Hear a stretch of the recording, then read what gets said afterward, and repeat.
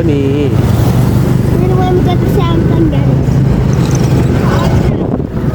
तिम्रो त टाउको आयो नि। नमस्ते गाइज, हामी कहाँ जाँदैछौँ? थलीमा के गर्न? अनि हिजो छिमेको जात्रा होइन?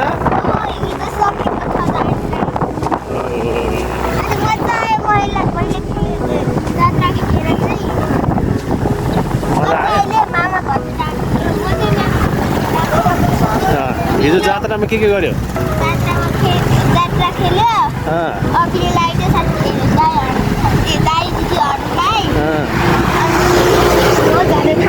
भोज खायो अनि तिमी भुसिया पनि बजायो, भजन पनि गायो।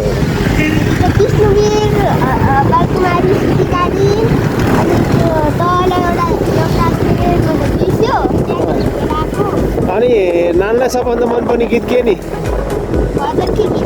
गीत ओ चम्पा। को हो यसको गाई? कुमार सागर। गाइदेऊ त यसो सुन्नु।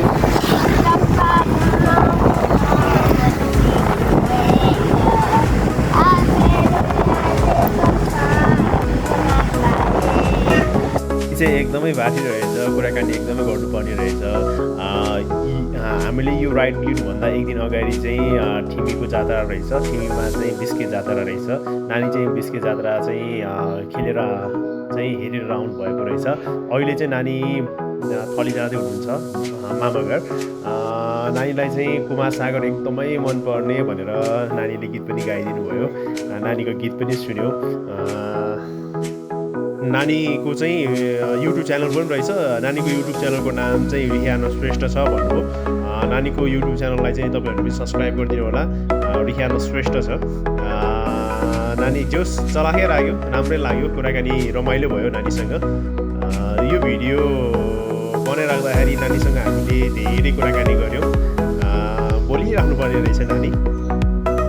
तपाईँहरूलाई यो नानीको बोली कस्तो लाग्यो त्यो पनि इनबक्समा गएर चाहिँ मेसेज गरिदिनु होला, कमेन्ट बक्समा गएर चाहिँ मेसेज गरिदिनु होला भन्न चाहन्छु।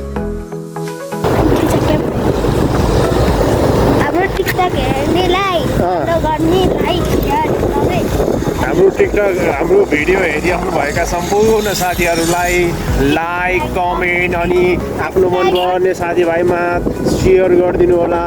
हाम्रो रिहाना श्रेष्ठको गीत सुनिदिनु होला।